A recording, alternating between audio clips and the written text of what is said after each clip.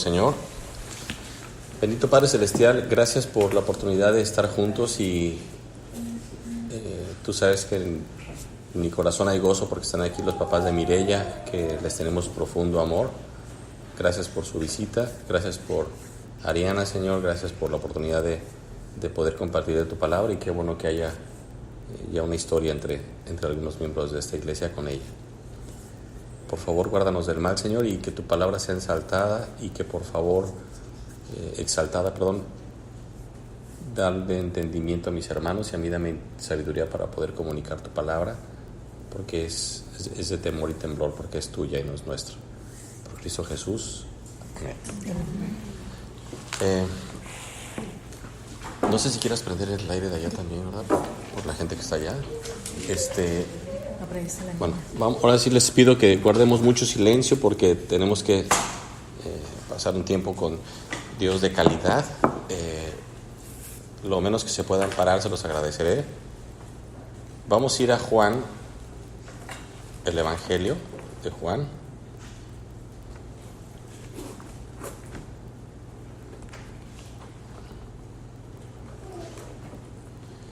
Capítulo 10, versículo 1. Estamos haciendo Juan capítulo 10, el Evangelio. Como bien nos recordaba Mariana en el estudio pasado, sí, no sé,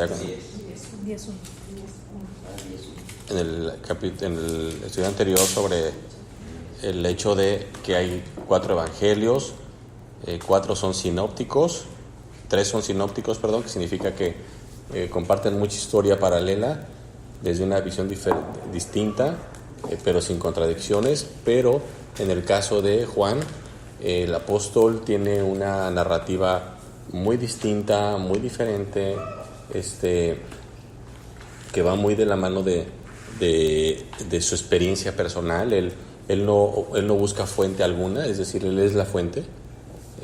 Si recordamos, Mateo, al ser también apóstol, no tiene fuente. Él escribe lo que vivió, él se basa en sí mismo, en su experiencia. Entonces Mateo y Juan van de la mano. Ellos cuentan su historia. En unos momentos parece que no estaba Mateo, en otros sí estaba Juan, o unas cosas le interesaban más a Mateo que a Juan.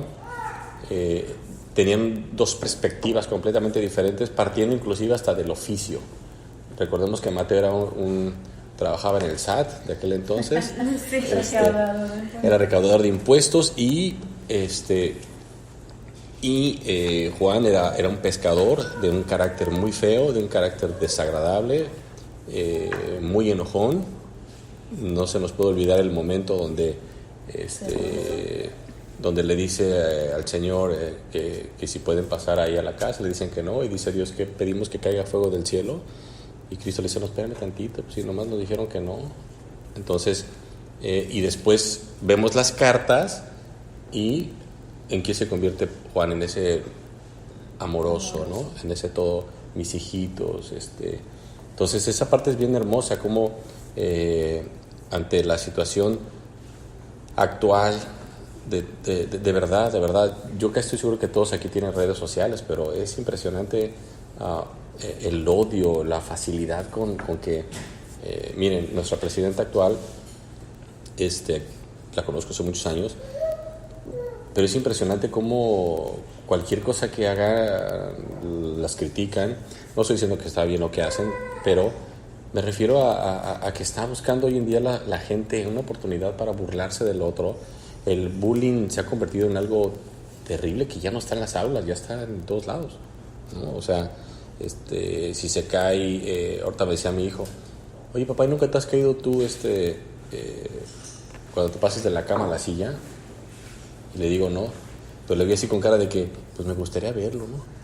O sea, para ver cómo lo solucionas, ¿no? Pero mi hijo es muy amoroso, pero se me hizo muy curioso y como, estaría padre verlo, porque habrán todavía, por ejemplo, de repente cuando me dan masaje, me dice, oye papá, nunca te había visto boca abajo, ya tiene 11 años, ¿no? Entonces, como siempre está al pendiente de cosas nuevas, entonces como que pues una caidita no te caería mal, ¿no? Entonces, pero bueno, entonces La perspectiva de Juan era de materia muy importante entenderla, porque él era así narrativo y le importaba muchísimo decir Cristo es el Mesías. Es el evangelio donde más se repite. ¿Qué expresión? ¿Se acuerdan? Hay una expresión que se repite mucho en Mateo. Esto sucedió para que se cumpliera lo dicho por el profeta.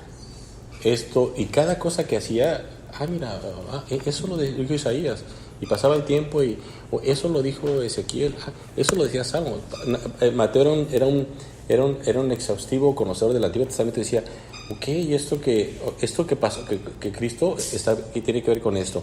¿Por qué? Porque para lo que a Mateo le interesaba únicamente era decirle al pueblo de Israel, Él es el Mesías. Juan. No, Mateo. Él es el Mesías. No le importaba otra audiencia a Mateo que la judía. Su audiencia era, a mí me interesan los judíos y yo quiero que los judíos sepan que este era el Mesías. Este que crucificaron, se equivocaron. Aunque Cristo dijo, que no sabían lo que hacían, se equivocaron y no lo tenían que haber matado. Entonces Mateo con eso le deja, eso es lo que lo mueve a él a ser Mateo. Marcos y Lucas, Marcos usa como fuente a ¿quién, se acuerdan? María. No, a Pedro. Eran discípulos, ¿no? Sí. Lucas era discípulo de Juan y Marcos. Ellos no conocieron al Señor. Ellos son después. Ellos son de los apóstoles, ¿no? Y Marcos, al querer hacer su evangelio y no haber sido un testigo presencial, pues va y corre con Pedro. Y de hecho por eso Marcos es el único que cuenta el acto ese de que un discípulo corrió desnudo, ¿no? Y se cree que era él, ¿no?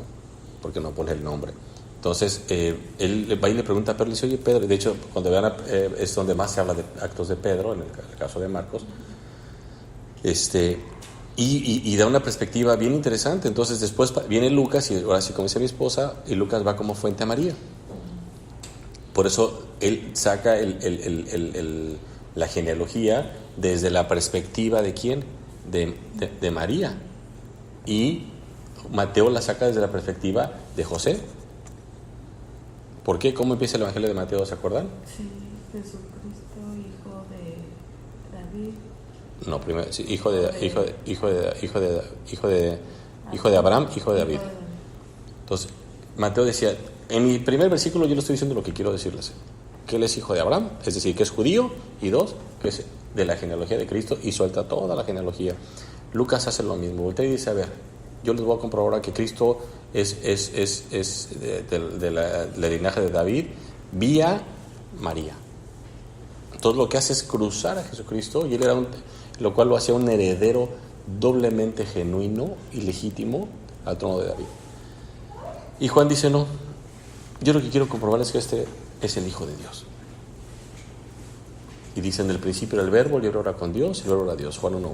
Entonces, ellos desde su enfoque empiezan a hacer cosas bien maravillosas, donde las audiencias se convierten en todo un universo de personas que lo pueden comprender sin llegar a tener dudas sobre, a ver, de hecho hay una hipérbole muy interesante, una figura de lenguaje que usa Juan en capítulo 21, donde dice, si contáramos todas las cosas que hizo Cristo, pues no cabían en el mundo. Pues es una hipérbole, ¿no? Por supuesto que no se podía, pero como diciendo, es que hizo un montón de cosas, porque Juan sí estuvo desde el principio con él. Es más, a él se le cumple una profecía, no es una profecía, una promesa de Cristo, cuando le dice, estaba en su pecho, ¿se acuerdan que le dice Pedro, ¿y qué onda con él? ¿Por qué está tan cerca de Cristo? ¿No? Porque si yo soy el líder. ¿Y se acuerdan lo que dice Cristo? ¿Y a ti qué? Si quiero qué? Que viva. ¿Qué? Que viva hasta que No. O muera. No. Antes de que se herejías, vamos a buscarlo, porque si no, de aquí empezamos ahorita a sacar Ahí, ¿cómo, pueden preguntar cuando quieran, ¿eh? ¿Cómo diferenciar de una parábola de algo que sí está escrito? Ok, la parábola es una figura de lenguaje que tiene que ver con elementos de la vida cotidiana, llevándolo a una cuestión espiritual. Cristo lo dice perfectamente. Dice, oye, ¿por qué les hablas con parábolas? Le preguntan a los discípulos. Dice, para que entiendan las cosas espirituales, porque son cosas espirituales que no las puede uno conceptualizar. Porque tengo entendido que la boda de Caná es una parábola, o sea, que no pasó así. No, sí pasó. Bueno, acá. No, de hecho, la boda de Caná es donde, según Juan, capítulo 4, es donde arranca el ministerio de Jesucristo. Ajá, que es donde María le dice, que la importancia de María radica en que ella fue la que le dijo a su hijo cuando ya estaba listo. Sí, pero más bien lo que nos muestra ahí es la obediencia de Cristo, porque de hecho en griego está un poquito mal traducido, porque cuando dice ¿y qué tienes conmigo, mujer? O sea, la pregunta es, realmente en griego le quiere decir a nosotros qué nos compete. Recuerden que las bodas de ahí eran de 7 días, ¿no? Entonces calcular vino para 7 días era interesante, ¿no?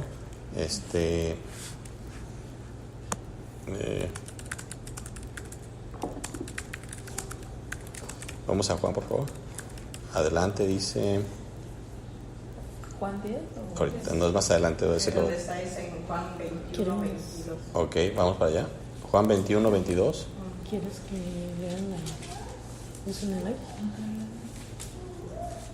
¿Ahí hay una Biblia? Mire. Juan 21.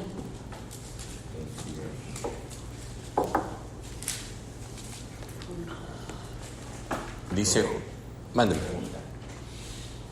El bullying alcanza a personas adultas, centradas, al racismo, Sí, todo, ¿no? sí. Es una forma de abusar de las personas. Hipócritas también están. Bueno, sí, si vas a señalar una hipocresía, no, ese es más bien hablar con la verdad. Sí, si vas a señalar la hipocresía de las personas. Porque por aquí le hablan bonito a uno y por atrás, como digo, pues están puñaleando a uno. Eso es Sí, hipócrita. por eso no es bullying, el bullying es de frente. De frente. Sí, por ejemplo, hacia mí sería burlarse de mi discapacidad, ¿no? O sea, esa es la situación. Bueno, O vamos. sea que esa palabra es definitivamente inconsciente completamente, ¿no? Hay personas que no tienen criterio y no soportan a uno que hace bullying, pues, en diferentes formas. Lo que pasa es que el bullying es una falta de respeto. Sí, ¿verdad? Entonces es más bien la expresión. Entonces vamos a Juan Es 21. como lo que conocemos aquí como carrilla, pero Sí. ya como que más Americanizado. Ajá, sí. Es la carrilla. Sí. ¿21 qué? Juan 21, 22. Jesús le dijo, pero vamos a hacer un poquito de contexto para desde el 20. Volviéndose Pedro, vio que le seguían el discípulo a quien amaba a Jesús, el mismo que en la cena se había recostado al lado de él y le había dicho, Señor, ¿quién es el que te ha de entregar? Cuando Pedro le vio, dijo a Jesús, Señor, ¿y qué de este? O sea, como diciendo, como que sobra, ¿no? Jesús le dijo, si quiero que él quede hasta que yo venga, ¿qué a ti? Sígueme tú. Y vean lo que dice el 22, el 23. Este dicho se extendió entonces entre los hermanos, que aquel discípulo no moriría. Pero Jesús no le dijo que no moriría, sino si quiero que él quede hasta que yo venga, ¿qué a ti? Esta parte es bien importante por algo. ¿Qué sucedió en Apocalipsis? ¿Qué revela Juan? La venida de Jesucristo. Entonces, Juan la vio, ¿sí? Juan vio volver a Cristo, ¿sí? En visiones. Es lo mismo que pasa con Moisés, lo dijimos una vez aquí. Dios le prometió a Moisés que iba a entrar a la tierra prometida. Fue una promesa de Dios. Pero por la conducta de Moisés, Dios no le permitió entrar a la tierra prometida. Entonces la gente dijo, espérame, entonces no cumplió lo prometido. Pero en la transfiguración, Moisés está en la tierra prometida. Entonces sí se la cumplió, nada más que se la cumplió 2000 años después. Entonces esa es la gloriosa promesa de Dios. Y nosotros tenemos que acostumbrarnos a... De hecho, sobre eso es el estudio de hoy, que todavía no hemos entrado, pero bueno. Entonces, esa es la intención. Saber que Dios, cuando promete cosas, todo lo que prometa se va a cumplir, nada más es saber esperar. Dios responde de 3 maneras. ¿Se acuerdan cuál es? Sí, no Todavía no es tiempo. Y sí, pero al ratito. Aguántate tantito. Porque el no de Dios es definitivo. Juan capítulo 10. Fíjense que esta vez quisiera que fuera un poquito más leído. Voy a tratar de exponer poco. Porque es muy bonito este tema. Y bien preguntaba Ariana sobre la importancia de diferenciar entre una parábola y entre un hecho real. Y lo comparto para Ariana. Las maneras de interpretar la Biblia, en la manera teológica correcta, ¿se acuerdan cuál es? ¿Quién se acuerda más o menos? Estas preguntas cuando las hago no te preocupes, si son reburrotes. No, yo soy muy malo para explicar. Las formas para interpretar la Biblia es, principio número 1, es literal. Después, en su contexto histórico. Y gramaticalmente. No puedes interpretar la Biblia sin la gramática. ¿Por qué? Porque si no tú vas a coger un versículo y lo vas a hacer a tu conveniencia. Vas a decir, aquí dice esto, aunque no sea el contexto. Entonces es literal, gramatical y contextualmente. Con esas tres reglas no se pueden violar. Porque si tú las violas, vas a caer en que diga lo que la palabra de Dios no quiere decir. Por ejemplo, mucha gente dice que Génesis no es literal, que Adán y Eva no existieron, sino que pues es una historia que se cuenta para explicar, ¿no? Adán y Eva. El fruto no era el fruto.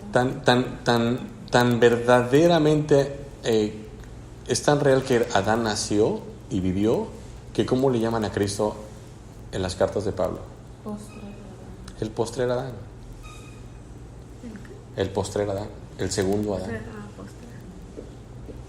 ¿Me explico? Y Cristo era literal. Cristo existió. Entonces no lo compararon con una persona que no existió. Cristo habla de Adán, habla de la creación, de Moisés, o sea, entonces si nosotros no interpretamos la Biblia históricamente, lo único que vamos a hacer es caer.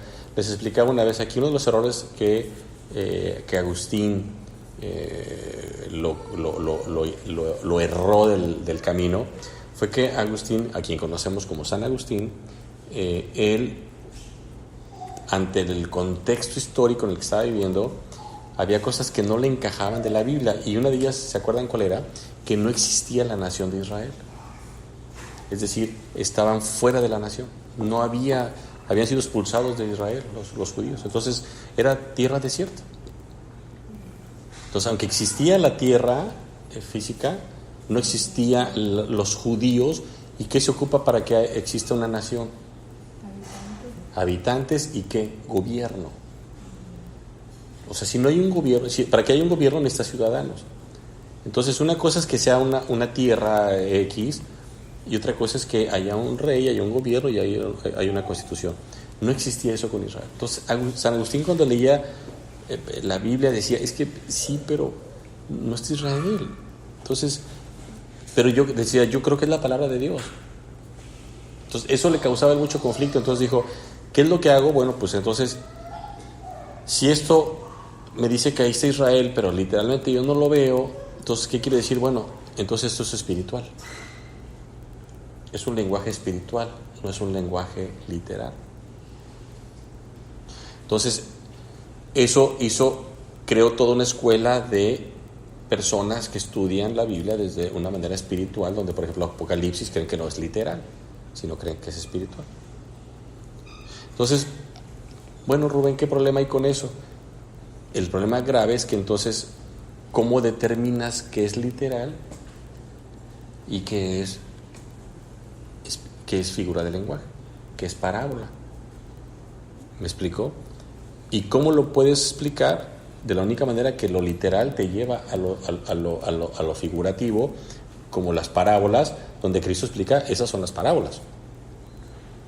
donde tú mismo volteas y te das cuenta. Por ejemplo, recordemos que los hebreos, su lenguaje es 20 veces más rico que el nuestro, entonces ellos son tan poetas que decían, Moisés dice que le vi la espalda al Señor, cuando Dios no tiene espalda, ¿no? Porque es espíritu.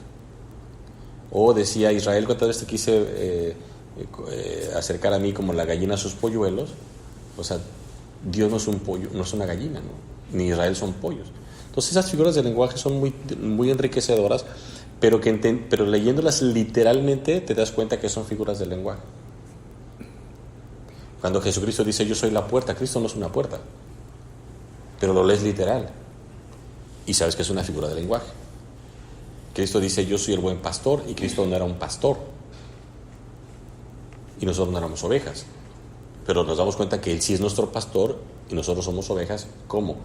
Espiritualmente. ¿Sí me estoy explicando? Si nuestra base, nuestros cimientos son la interpretación literal, encontraremos todas las figuras del lenguaje de una forma muy sencilla.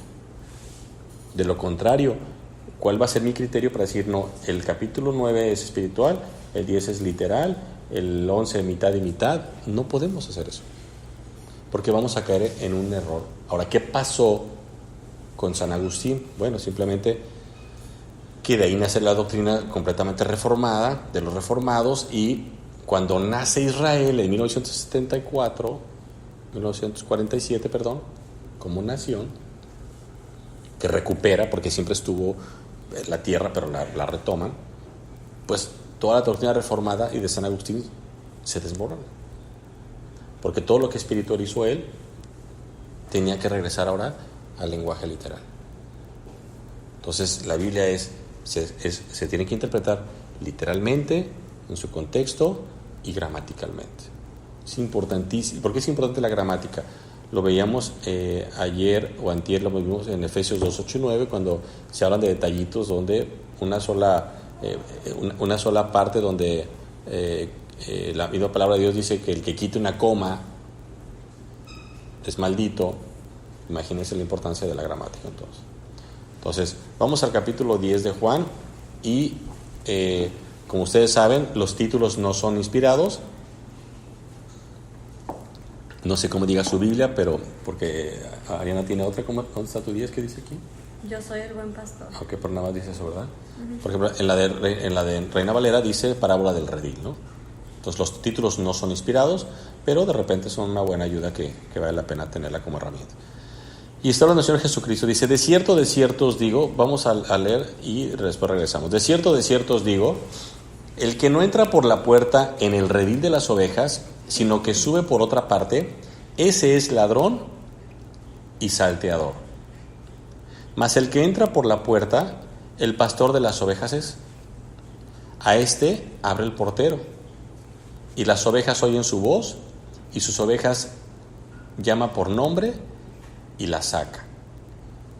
Y cuando ha sacado fuera todas las propias, va delante de ellas, y las ovejas le siguen, porque conocen su voz. Mas al extraño no seguirán, sino huirán de él, porque no conocen la voz de los extraños.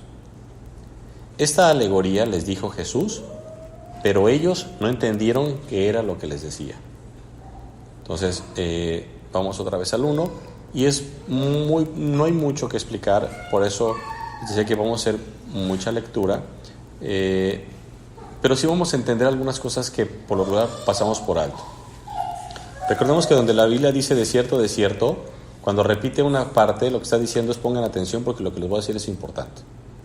Entonces, de cierto os digo, el que no entra, es decir, hay quienes, dice, el que no entra por la puerta, es decir, hay quienes sí entran por la puerta.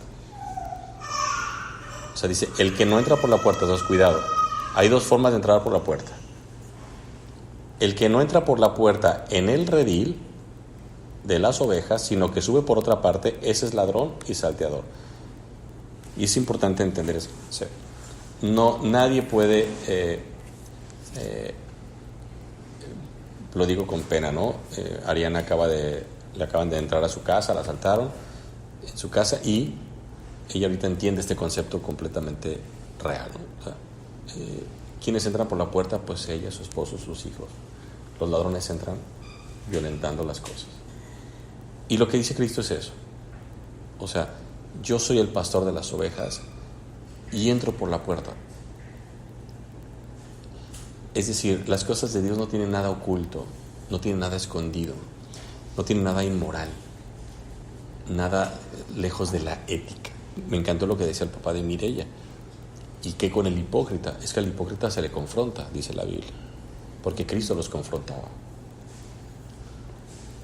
No se va y dicen, es que ¿qué gente está? No. ¿Por qué? Porque si es cristiano, porque hay cristianos hipócritas, lo exhortas, lo corriges y dice la Biblia, si lo restauras. Wow. Hay bendición para ti. Pero hay gente que no es cristiana y que simplemente no la vas a poder corregir. ¿Por qué? Porque no le interesa ser corregido. Versículo 2. Mas el que entra por la puerta, el pastor de las ovejas es. A este abre el portero, y las ovejas oyen su voz, y a sus ovejas llama por su nombre. Guardada toda proporción, ¿quién de aquí tiene mascotas? ¿Tienes mascotas? ¿Qué tienes? Un perro. ¿Usted tiene perrito también? Sí, tengo un chico. Usted no va. Ok. ¿No es impresionante la diferencia cuando llegamos los amos de los perros a cuando llegan los extraños? O sea, es un recibimiento completamente distinto. Cuando no somos los propietarios de los perros, lo que tienen ellos encima es el instinto de protección. Pero cuando somos los dueños, lo hacen a un lado y se convierten en receptores de amor y de dar amor. O sea, ya llegó el que me da de comer. Por ejemplo, yo le hablo a las perras y vienen conmigo sin ningún problema. Pero les habla a mi esposa y hasta se peinan y se llegan con el esa cosa, no, la cosa esa que para comer, el babero, llegan con el babero, con sus cubiertos, porque dicen, esta es la que nos da de comer. Entonces, si yo les hablo, no hay ningún problema, están conmigo, pero nomás falta que, o sea, podemos estar los dos en un mismo cuarto, y yo me salgo del cuarto y las perras ni se inmutan. Pero se para mi esposa para cualquier cosa y ahí van las dos. Si están dentro de la casa, ahí van detrás de ella. ¿Por qué? Porque ella es la que les da de comer. Pues dicen, sí, tú nos das cariñito, pero pues la panza es la panza, ¿no? Entonces, ¿para qué la saca el pastor del redil? ¿Se acuerdan? Para darles de comer a las ovejas. Para alimentarlas. Versículo 3. A este abre el portero y las ovejas oyen su voz, y a sus ovejas llama por nombre y las saca. Importantísimo es entender eso. La Biblia enseña más adelante que Cristo es el pastor y nosotros somos las ovejas y que nos conoce por nombre, tanto que dice en Apocalipsis que estamos inscritos en el libro de la vida. Y cuando ha sacado fuera todas las propias, importantísimo, el buen pastor no va a agarrar una oveja que no sea de él. Y la Biblia siempre ha enseñado claramente que para Dios hay dos tipos de personas: los que son hijos de Dios y los que no son hijos de Dios. Todos serán criaturas, pero no todos son hijos de Dios. ¿Eso sí lo tienes claro? Sí, pero eso lo vimos. ¿Sí? Importantísimo entender eso, importantísimo. Por eso, ¿quién va a escuchar quién va a escuchar su nombre? Solamente las ovejas. Versículo 5. Mas al extraño no seguirán, sino huirán de él, porque no conocen la voz de los extraños. Esta alegoría les dijo Jesús, pero ellos no entendieron qué era lo que les decía. Versículo 7. Volvió pues Jesús a decirles: de cierto os digo, yo soy la puerta de las ovejas. Todos los que antes de mí vinieron, ladrones son y salteadores, pero no los oyeron las ovejas. Yo soy la puerta. El que por mí entrare será salvo. Y entrará y saldrá y hallará pastos. El ladrón, eso es importantísimo, el ladrón no viene sino para hurtar, y matar y destruir. Yo he venido para que tengan vida y para que la tengan en abundancia. También dice el 11, yo soy el buen pastor, no solo soy la puerta, también soy el buen pastor. Y el buen pastor su vida da por las ovejas. Mas el asalariado y que no es pastor, de quien no son propias las ovejas, ve venir al lobo y deja las ovejas y huye. Y el lobo arrebata las ovejas y las dispersa. Así que el asalariado huye porque es asalariado y no le importan las ovejas. Versículo 14, yo soy el buen pastor y conozco mis ovejas y las mías me conocen. Así como el Padre me conoce y yo conozco al Padre y pongo mi vida por las ovejas, también tengo otras ovejas que no son de este redil. Aquellas también debo traer y oirán mi voz y habrá un rebaño y un pastor. ¿Quiénes son esas ovejas? ¿Quiénes son esas llamadas ¿Otras ovejas? otras ovejas? ¿Quién? ¿Por qué? O sea, sí, pero ¿por qué? Porque somos hijos de Dios. No. Se aparta una. Pero habla de las que no son del corral, ¿no? No, sí. Las que todavía no. Pero Que no ¿cuáles somos son? del pueblo de Israel. Exactamente. Dice Juan, a los suyos vino. Entonces, las otras ovejas es todos los gentiles. Porque cuando Cristo muere por los otros, no muere nomás por el pueblo de Israel. Y dice Pablo que ya no hay judío ni griego. Eso es importante, que vamos a buscarlo. Eso sí es muy importante entenderlo.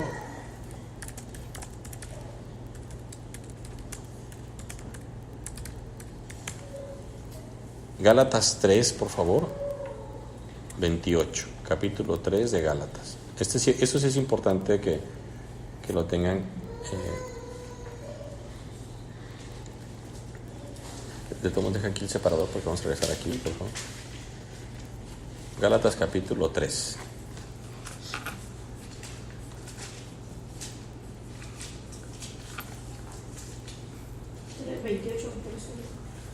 Gálatas 3:28. Pero vamos a leer un poquito de contexto. Vamos a leer desde el 19. Gálatas 3:19. Entonces, Gálatas 3:19.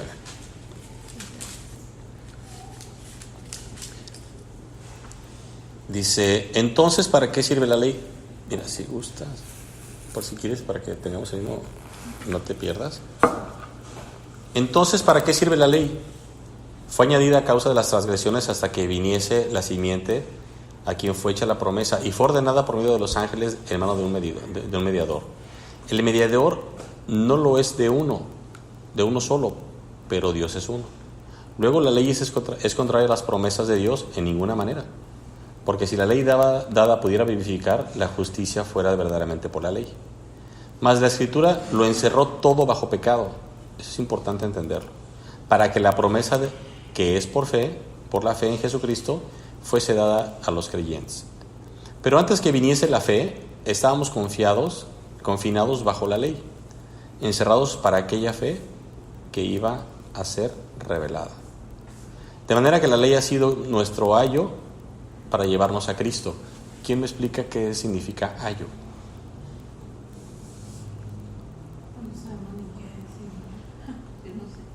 Ayo significa nana, guía. Entonces, ¿cuál era la función de la ley? Llevarnos a Cristo.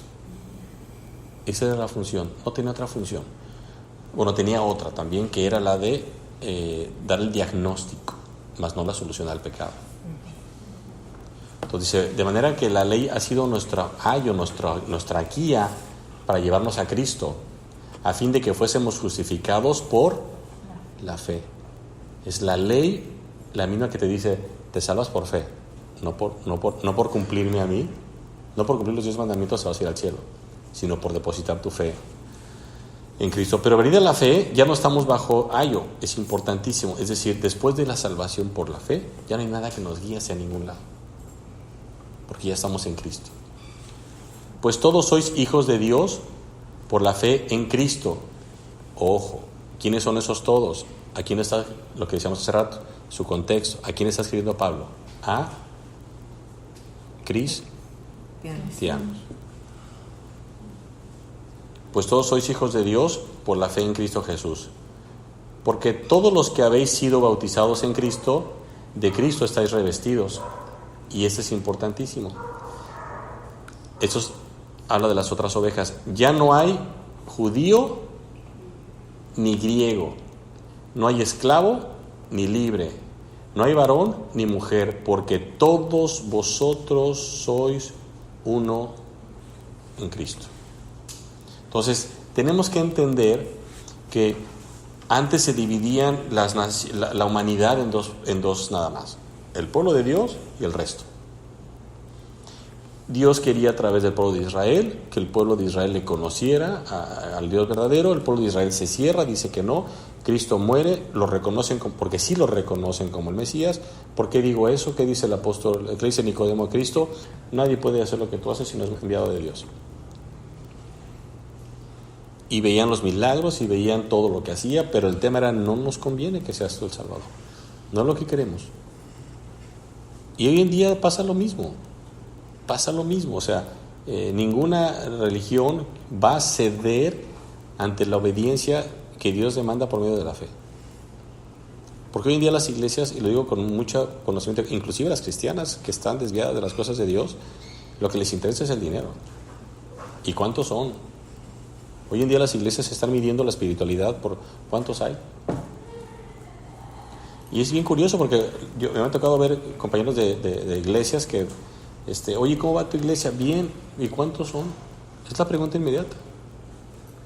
Cuando Jesucristo solamente se movió, Gálatas 3:28. Es que estoy viendo aquí que habla del bautismo, pero aquí no, en el 27 no habla del bautismo, ¿no? Sí, 27 dice: porque todos los que habéis sido bautizados en Cristo, okay. De Cristo, ojo, pero no se refiere al bautizo de agua, Eso es. sino del Espíritu. Ajá, sí. Entonces las iglesias, y se nos olvida que Cristo, ¿con cuánto se movió? Con 12. Y uno lo traicionó. Es decir, siempre se movió con 11. Entonces, regresamos a Juan otra vez. Y entonces, esos somos las otras ovejas. Es importante entender eso porque es la promesa que Dios le había hecho ¿a quién? Al pueblo de Israel. No. ¿A sus hermanos? No. A Abraham. A Abraham. En ti serán benditas todas las naciones. Entonces, el pueblo de Israel, para el pueblo de Israel no era novedoso, no era nuevo el saber que por Abraham tenían que ser benditas todas las naciones. El pueblo de Israel dijo: no, yo nomás quiero ser bendito, sin entender que la bendición que Dios quería para las demás naciones, que nomás el pueblo de Israel no se compartiera sus riquezas, era que hablara de que había un Dios verdadero. Porque era la diferencia. El pueblo de Israel, recordemos que después de 450 años antes de Cristo, como 15 años antes de Cristo, cuando regresan en Nehemías y reedifican el templo, en ese lapso de tiempo Israel es curado, sanado, si se me permite la expresión, de algo que nunca pudo hacer hasta esa segunda exilio. ¿Se acuerdan que lo vimos una vez en un estudio? De lo único que el pueblo de Israel fue curado, y que por eso Dios hace un silencio de 450 años donde en Miqueas le dice al pueblo de Israel: yo ya me voy, yo ya no puedo hacer nada, yo ya no quiero estar con ustedes. En hebreo es el Shekinah, Dios retira su gloria, dice el pueblo, le dice: yo ya no, bye, no más. Y lo abandona por 450 años, y entre la última página de Miqueas y la primera de Mateo, en lo que divide nuestras Biblias, esa página hay 450 años de silencio donde Dios no habla con el pueblo de Israel. No hay una sola señal de comunicación. La primera señal viene por medio de ¿quién? ¿Se acuerdan? De Juan el Bautista. Ahí es donde rompe el silencio el Señor. Dice Gálatas 1, habiéndose cumplido los tiempos, Dios manda a su Hijo. Pero se me fue la onda, ya estoy viejito. ¿De qué estaba hablando? ¿De que fue curado Israel? Sí, ¿de qué fue curado? Algo importantísimo que al día de hoy, 2000 años después de que vino Cristo, lo siguen haciendo. De la idolatría. Nosotros vemos toda la historia de Israel en el Antiguo Testamento y era ustedes lean Jueces, ojalá puedan leer Jueces. Es impresionante cómo despreciaban a Dios y Dios los buscaba y despreciaban a Dios. Era un ciclo perverso donde era el pueblo de Israel, nombraba un rey, se apartaban de Dios, adoraban a otros dioses, venía el juicio de Dios, Dios los perdonaba y volvía a empezar ese círculo otra vez. 6, 7 veces sucede. Entonces, hasta que 450 años de silencio después de Dios, Israel dice, no más idolatría. Y al día de hoy es el único pueblo en el mundo, después de los cristianos, que creen en el Dios verdadero. Juntamente con ellos, porque creemos en el mismo Dios, en el Dios de Abraham, de Isaac y de Jacob. Entonces, ayúdame un poquito. Sí. Abraham, Moisés saca el pueblo de Israel de Egipto. Sí, pero hay como muchos años de diferencia, como 2000 años. Es la parte en la que entonces el pueblo de Israel estaba en Egipto, o sea, sí. Porque si es un tramo de tierra grande, ¿no? Porque yo quería como que de tierra o de tiempo. De tierra también, porque pues caminando la ubicación en Egipto. 40 años, pero caminaron 40 años sobre el mismo. Porque estaba viendo Egipto, el mar que abre, y luego Israel. Ellos, una peregrinación natural, hubieran llegado de Egipto a Israel, a la tierra de Israel prometida, aproximadamente en 2 meses. Bueno, pero por haberse revelado ante Dios, quedaron 40 años.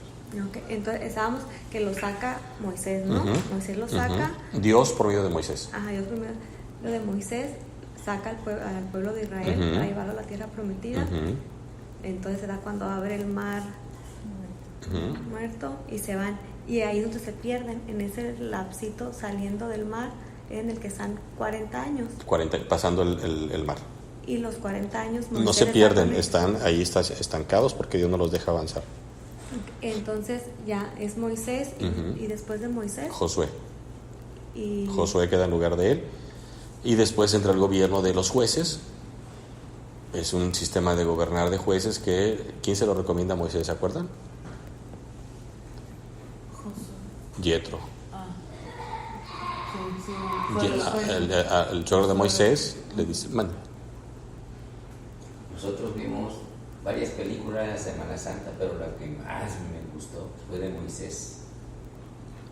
Sí. Él cargaba su bastón o una vara.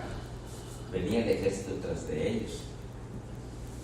Entonces él con su vara lo aventó y a poquito se fue abriendo el mar. Cuando aquellos que hicieron atacarlo se iba cerrando conforme iban corriendo los enemigos. No, la Biblia dice que no. ¿Sí?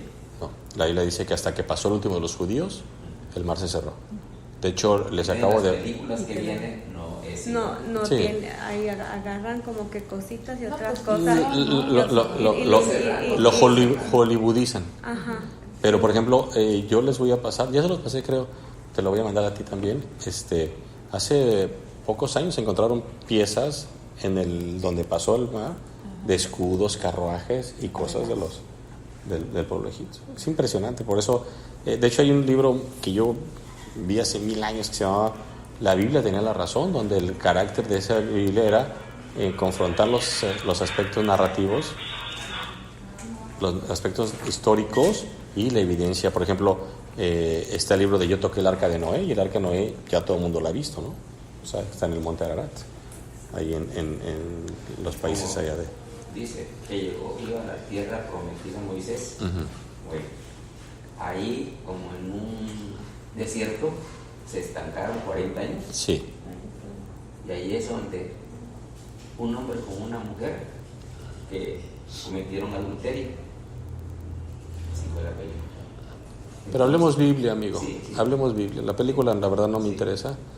Entonces, terminaron ahí, no tenían agua, no tenían nada. Por medio de él, nomás tocó una piedra y tuvieron agua. Sí, bueno, de hecho, sí, pero la verdad me interesa porque fuera de muchas veces no honran al Señor con las películas. Que todavía no tenían los 10 mandamientos hasta que... No hay Biblia. Y de hecho, la piedra existe en la historia porque la Biblia dice que la piedra era Cristo. Lo dice. Entonces él llegó a su familia de Moisés con sus hijos. Y una persona que tenía mucho conocimiento, sería el suegro, no sé qué. Y él dijo que prefirió dejar a su familia por atender a Dios. Pero ya estaba hostigado, pero aún así siguió él. Sí, pero hablemos Biblia. Entonces, después de Abraham fue David, ¿no? Sí, mucho tiempo después. No, Bueno, es que le voy a decir por qué me preocupa mucho lo de las películas. Se lo voy a decir honestamente. Porque lamentablemente nos hablan de un Dios que no es el Dios de la Biblia. Se lo digo así y me duele porque muchas veces por no conocer lo que la palabra de Dios enseña,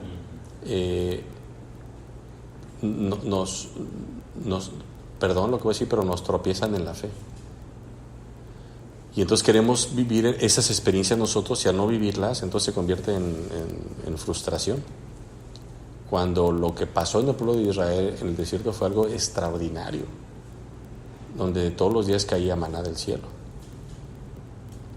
Y el pueblo de Israel se hastiaba de eso y le reclama a Dios. Entonces, a mí me interesa más esa parte donde vemos a un hombre rebelde ante Dios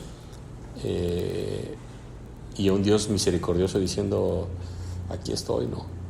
Y ahora recordemos por qué Dios soportó a Israel. No se nos olvide que Dios quería matar al pueblo de Israel, a todos. Y le dijo a Moisés, de ti levantaré una nación. Y le dice Moisés, no. Y ¿se acuerdan cuál es el acto maravilloso? Porque le dice a Moisés, es que ¿cómo van a hablar mal de ti? O sea, no los mates porque van a decir que no pudiste sacarlos y mejor los mataste. O sea, Moisés preocupado porque no quería que se manchara la imagen de Dios. Porque solamente él sabía la verdad de por qué los iba a matar. Pero eso queda entre tú y yo. No los mates. Y era tentadora la oferta. De ti levantaré. Lo que le prometí a Moisés, a Abraham, va para ti. Dijo no. Entonces, le voy a recomendar unas películas bíblicas, es así. Que yo las conozco y son así, pero pegaditas a la Biblia, que son hechas por iglesias cristianas y la verdad son muy lindas. Sí, claro, como dice, es película. Sí, es que mire, por ejemplo, la de Mel Gibson es fenomenal. Es fenomenal. Y es desgarradora. Y dicen que se quedó corta, ¿no? Que pudo haber sido peor en aquella época. Sí, bueno, a mí la parte que más me conmueve es el azote hacia el Señor Jesucristo. Los azotes eran reales. Ajá. O sea, esa parte sí. Yo lo comprendí cuando vi el versículo de la hermosura de Cristo. Ahí sí. Entonces, yo me comprometo a compartir unas películas, la verdad sí, voy a buscárselas, porque hay una gran oportunidad. Por ejemplo, ella nos comentaba sí, creo que tú, que estaba viendo la de María Magdalena. Sí, claro, tiene muchas cosas que... Y deshonra. O sea, cuando uno se da cuenta, miren, hay un principio muy importante. Mucho humanismo. La fuerza lo poderoso de la mentira es la verdad que lleva dentro. Entonces, Cristo lo decía de otra manera. Él decía que un poco de levadura leuda toda la masa. Entonces, de repente uno se queda con algo que no es bíblico y lo demandas como una promesa de Dios. Por eso es importante.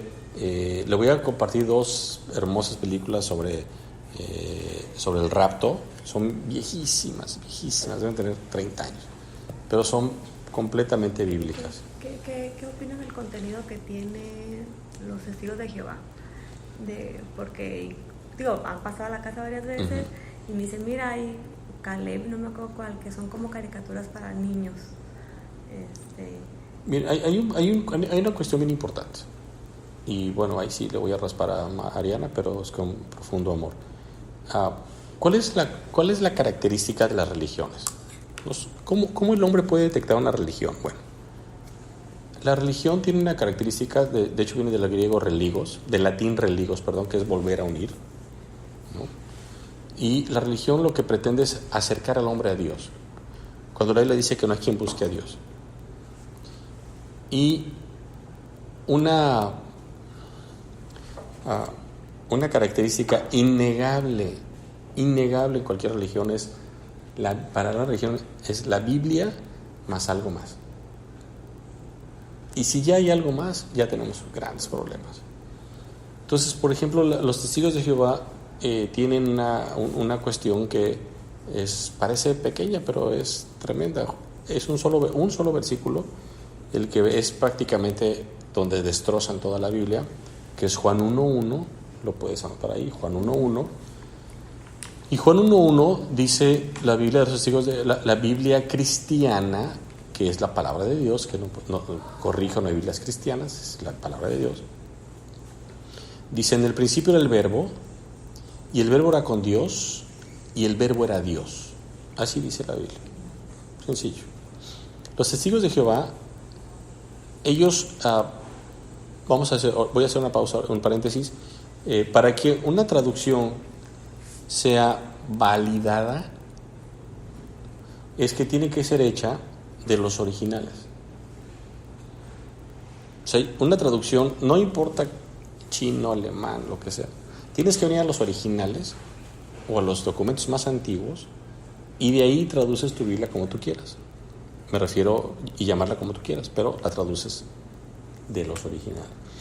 Los testigos de Jehová no hicieron eso. Los testigos de Jehová se basaron en la King James, que es la Biblia americana por excelencia, y de ahí sacaron, por eso se llama la traducción del Nuevo Mundo, la Biblia de ellos. Bueno, cierro el paréntesis.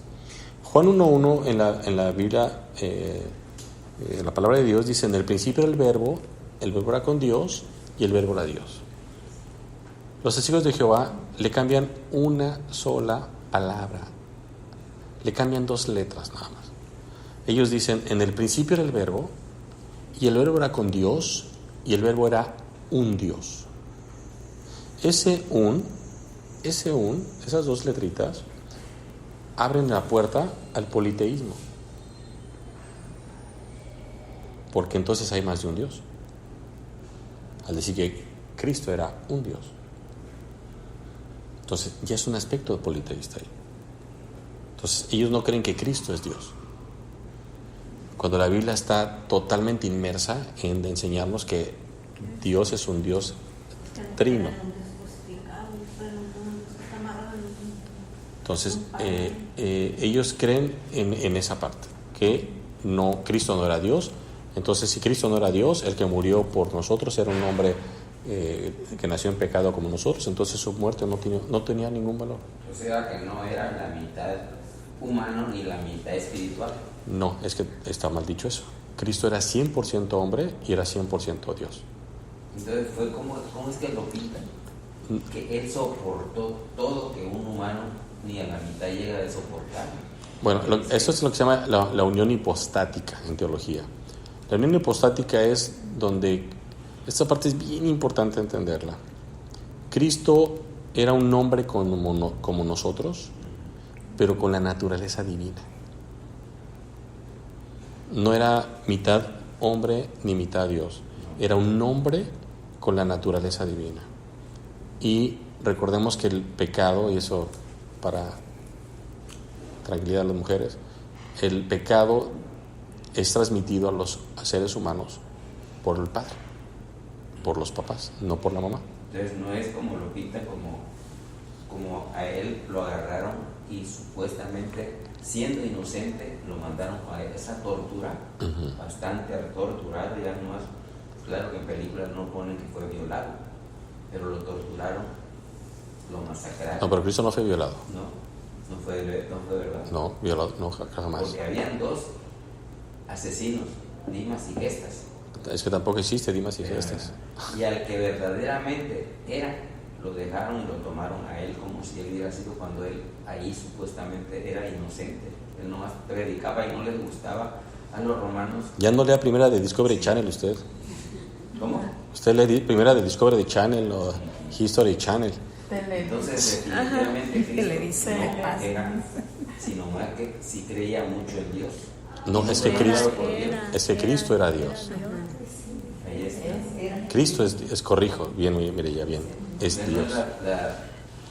las tres por decir, Dios, Dios Padre, Dios el Padre, Hijo, el Hijo, el Padre. Dios es Padre, Dios es Hijo y Dios es Espíritu Es Santo. el único. que Es se un divide en Dios, tres.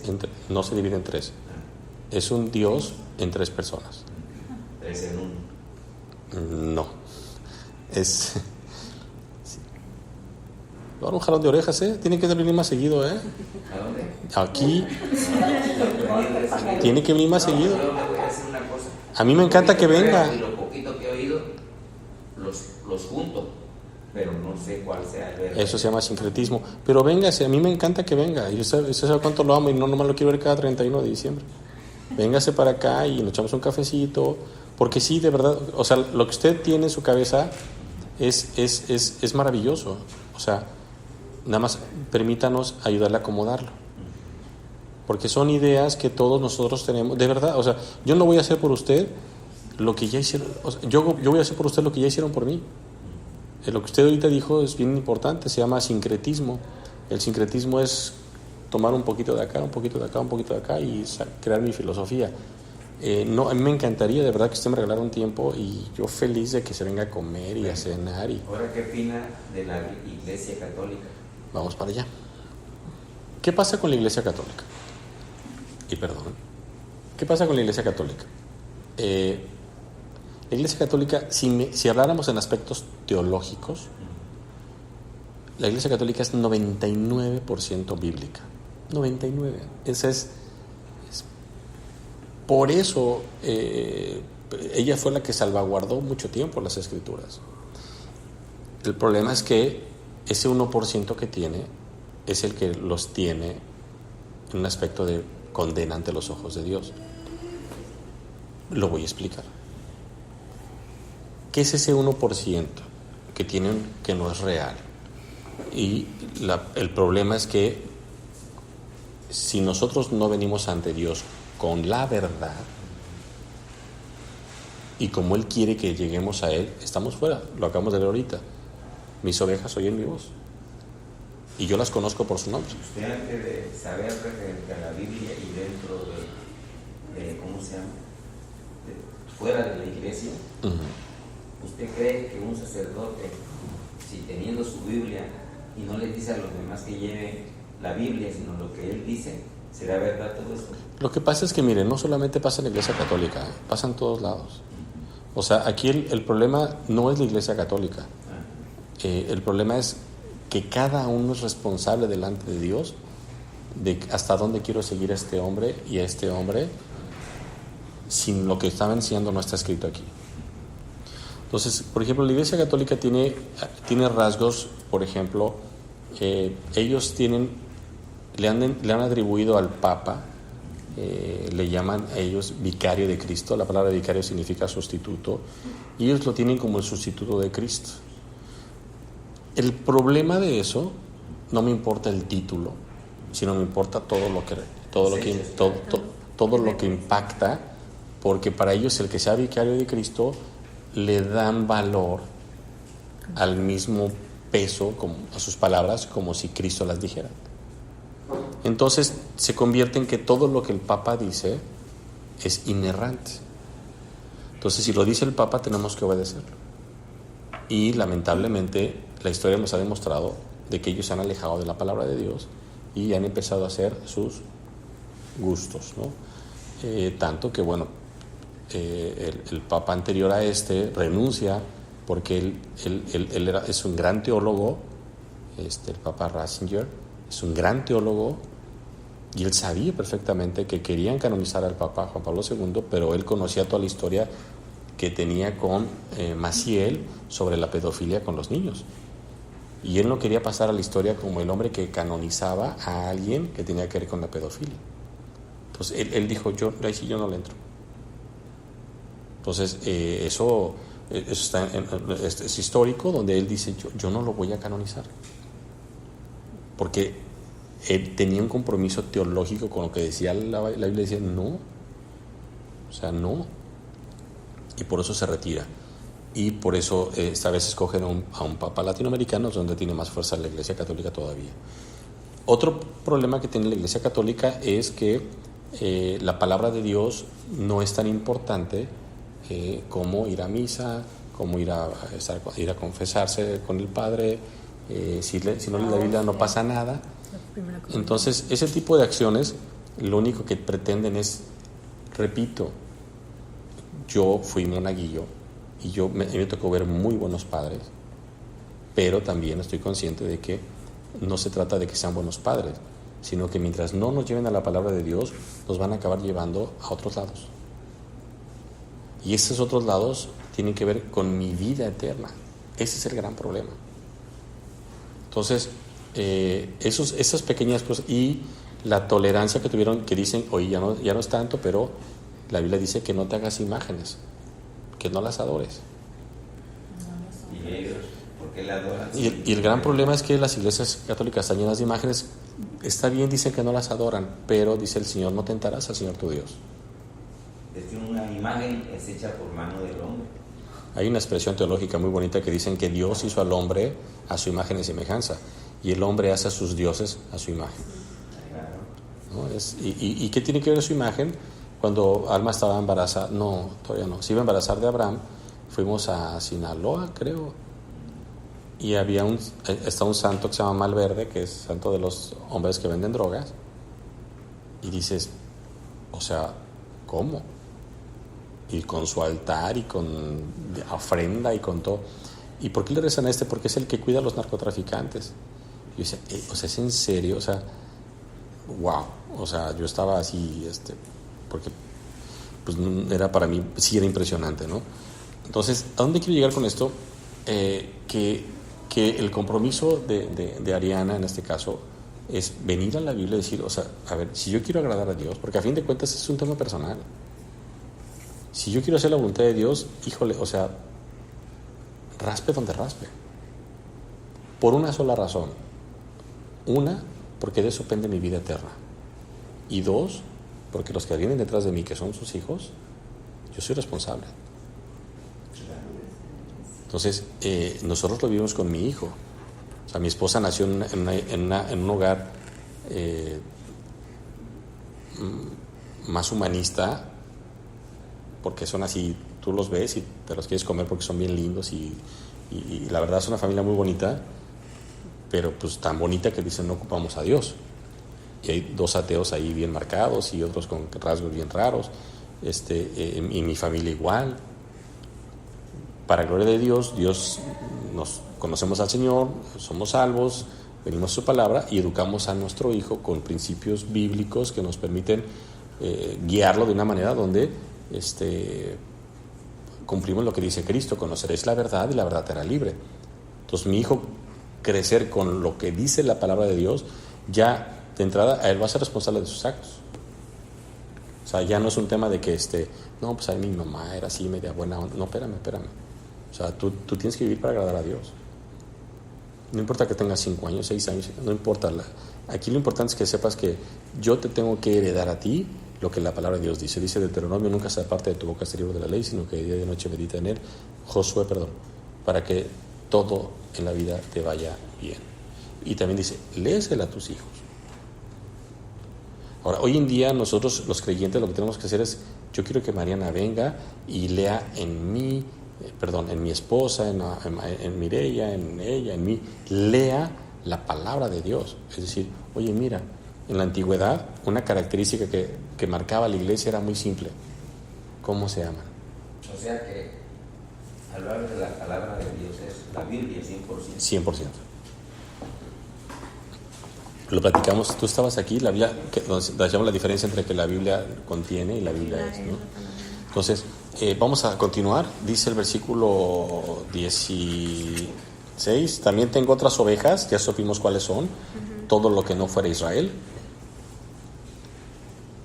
que no son de este redil, aquellas también debo traer.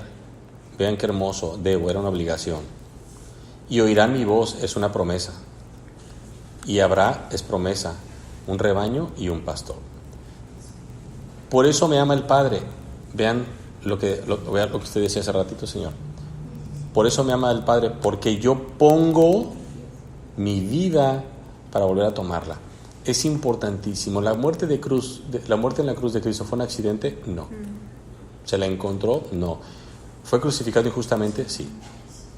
Pero tenía que pasar, ¿no? Tenía que pasar. Buen punto. Escrito está. Buen punto. Tenía que pasar. ¿Y qué hubiera pasado si no hubiera pasado? Perdón, el juego de palabras. ¿Y si no hubiera pasado? Entonces la Dios Biblia no sería. Dios No. buscaría otra forma de hacernos No. conocedores, ¿no? No. Seguiríamos en nuestros pecados. Es la única No seríamos salvos. forma de venir a hacer y se hizo. Sí. Porque si no lo hubiera hecho o lo hubiera hecho a la mitad, de nada hubiera servido. Es que si lo hubiera hecho a la mitad no hubiera sido Dios. Entonces, es importante. Lo que dice ya es bien cierto. Tenía que suceder, pero ojo. Tenía que suceder por causa del pecado del hombre. En el plan de Dios, ojo, no estoy diciendo en el conocimiento. Dios conoce todas las cosas, presente, pasado y futuro. Pero en su plan no estaba que el hombre pecara. ¿Sí me explico la diferencia? ¿Sabía que Dios que iba a pecar al hombre? Sí. ¿Estaba en su plan? No. Es importantísimo entender eso. Entonces, Cristo muere porque no había otra forma de salvar al hombre. No lo había. No existía. Dice el versículo 18, nadie me la quita. Oye, pero no, nadie me la quita, sino que yo de mí mismo la pongo. Tengo poder para ponerla y tengo poder para volverla a tomar. Este mandamiento recibí de mi Padre. Lo cual habla de que la muerte de Cristo estaba consensada entre el Padre, el Hijo y el Espíritu Santo. Volvió a haber disensión entre los judíos por estas palabras. Muchos de ellos decían, demonio tiene y está fuera de sí. ¿Por qué le oís? Versículo 21. Decían otros, estas palabras no son de endemoniado. ¿Puede acaso el demonio abrir los ojos de los ciegos? Fuertísimo. Versículo 22. Celebrase en Jerusalén la fiesta de la dedicación. Era invierno. Es impresionante los detalles. Y Jesús andaba en el templo por el pórtico de Salomón y le rodearon los judíos y le dijeron, ¿hasta cuándo nos turbarás el alma? Si tú eres el Cristo, dínoslo abiertamente. Jesús le respondió, os lo he dicho y no creéis. ¿Y cómo se los dijo? Las obras que yo hago en nombre de mi Padre, ellas dan testimonio de mí. Si Cristo les hubiera dicho que era el Mesías, ¿hubiera cambiado en algo las cosas? No. Pero ¿qué si les decía? Las obras que Que era el Hijo de Dios, ¿se acuerdan? Y para la mentalidad judía, ¿qué significaba eso? Que era Dios mismo. O sea, para un judío, él decía, yo soy el Hijo de Dios. Blasfemia. ¿Mandé? Blasfemia. Vamos. Cuando él decía que era el Hijo de Dios, ellos tomaban como... Le decían que era blasfemia. Porque te haces igual a Dios. Pero es igual a Dios, ¿no? Sí, Dios, sí, es Dios. sí, pero y ahora es bien importante, igual a Dios ¿en qué? En esencia, porque el Padre no tenía cuerpo. Entonces vamos a entender esto. Le dicen, dinos de una vez que eres el Cristo. Pero si nos damos cuenta, había una palabrita que ya hemos visto por aquí en otros estudios, donde decían que solamente buscaban ocasión para atraparlo y para tentarlo. Si él decía, yo soy el Cristo, lo hubieran agarrado ahí. O sea que Cristo, la palabra Cristo no viene de la cruz. No, es que no tiene nada que ver. Ok. Su nombre era Jesús. Sí. ¿Por qué le decían el Cristo? Yo, mira, mi idea no que me lo hayan dicho, mi ideita era que era Cristo porque murió en la cruz. Pero si aquí están hablando ya de un Cristo, quiere decir que no tiene nada que ver con la cruz, ¿no? No, la sí. palabra. O sea, bueno, es que Cristo significa ungido. Ah, Ungido. Entonces, pero era ungido ¿de quién? De Dios. ¿Y a quién ungían? ¿Se acuerdan? Los muertos. A los reyes. Entonces, por eso después Pablo crea la palabra de Jesucristo. Ya después se utiliza. O sea que sí, eso de la cruz sí fue verdad 100%. Total, es histórico. Al resucitar a los 3 días también. Amén, sí. Gloria a Dios. Porque Él vive, nosotros viviremos. No es que yo no crea, sino que... No, a mí me encantan las preguntas. Palabras de otras personas, nada menos en el catolicismo, nosotros, cuando éramos jóvenes, sí íbamos, pero íbamos allá a las 500, a una iglesia, como que si no iba uno. Pero ya después que entramos, ella entró a la iglesia cristiana, yo poco que iba, no porque fuera poco quiere decir que no creía en él, lo creía. Y de que creo que Dios existe y le ayuda a uno en el momento, cuando una persona está con él, le ayuda en el momento más crítica, más desastrosa que tenga uno, si uno le pide. Y aunque no le pidamos, estoy convencido de que Dios nos ha salvado de tantas que nos vamos a sorprender. Porque a mí me ha pasado, fíjese, hay cosas tan difíciles que he tenido y si me en cambio las resuelvo, no imposibles, pero sí difíciles. Sí, es importante entender la diferencia entre creer a Dios, la diferencia entre creer en Dios y creerle a Dios. Así es. Y usted tiene que pasar de creer a Dios a creerle a lo que Él dice. Y él dice que... Yo ahorita ya tengo fe en Él. Amén. Es importante que sepa usted que si usted no lee la palabra de Dios, difícilmente va a conocer la voluntad de Dios. Por eso es la importancia de los estudios. Los estudios nos permiten venir a la palabra y darnos cuenta que lo que está aquí escrito tiene un carácter completamente de formar en las personas que lo leen lo que Dios quiere que conozcan. Porque, todo lo que el hombre quiere hacer va en contra de lo que Dios quiere. Porque lamentablemente tenemos una naturaleza pecaminosa que lo único que busca son nuestros intereses. Yo lo veo con mi hijo, platicamos cada rato con él y tiene 11 años y si nosotros lo dejamos se va como chiva para el monte. Y es egoísta y tiene muchos pecados que nosotros tenemos que espejearlo con la Biblia y decirle, Abraham, es que tú delante de Dios aguas. O sea, nosotros, su madre le ha dicho muchas veces, no siempre estoy yo contigo, pero Dios sí. Entonces, nosotros no queremos que mi hijo obedezca a Dios por temor, por miedo, por amor, porque sepa que es lo mejor que le va a suceder. Que si Dios dice que va a suceder esto, va a suceder para su bien. Porque sin duda yo tendré malos consejos en algún momento y algún día seré iracundo, algún día seré irrespetuoso y seguramente le voy a fallar, ¿no? A lo mejor un día no voy a un compromiso que Él quiere que yo...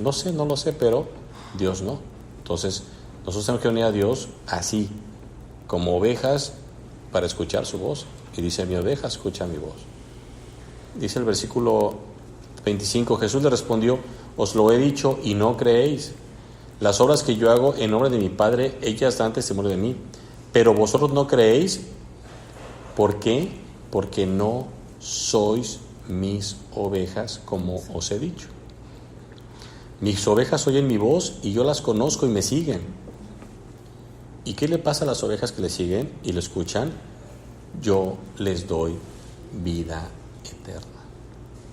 Y no perecerán jamás, ni nadie las arrebatará de mi mano. Ven qué hermoso. Y vean todavía cómo lo refuerza en el 29.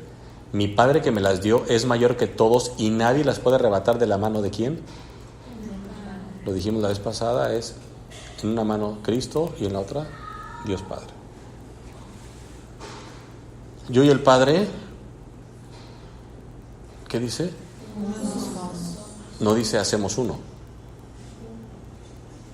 Uno somos. O sea que el Espíritu Santo, la Santísima Trinidad, las tres, es Dios. Es Dios.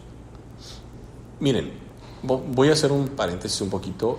Es muy complicado hablar de la Trinidad pero voy a tratar de hacerlo lo más fácil posible.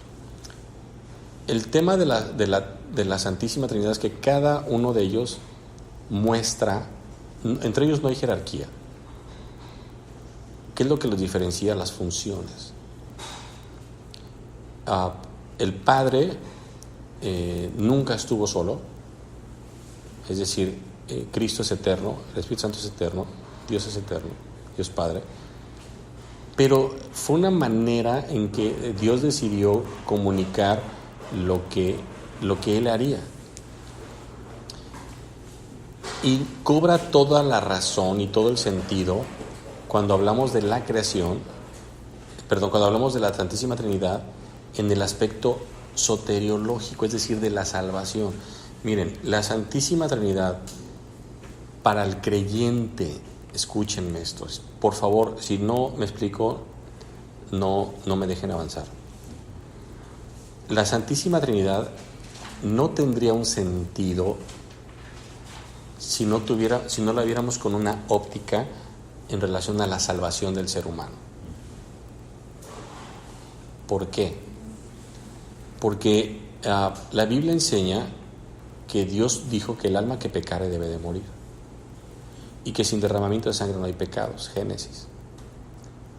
Lo cual, la única manera para entender la Trinidad desde una perspectiva en relación a la salvación es que Dios Padre, en cuanto Adán y Eva pecan, Dios planea la salvación ahí y le promete que de su descendencia vendrá el que lo salvará. La única forma que esto funcionaría es que fuera Dios el que muriera por nosotros. La Biblia dice que el justo por los injustos, el que no conoció pecado por nosotros hizo pecado. La única forma de que alguien pudiese en un solo acto morir por nosotros era la muerte de Dios, de Dios hombre, o sea, Dios, el cuerpo humano de Dios. Hasta ahí voy, quiero explicar la idea. Por lo cual Dios planea la salvación y Jesucristo la lleva a cabo. Si Cristo no era Dios, en vano era el sacrificio que hizo. Ahora, ¿qué significa que Cristo murió? Cristo murió en su naturaleza humana, porque en su naturaleza divina siempre ha existido y siempre existirá.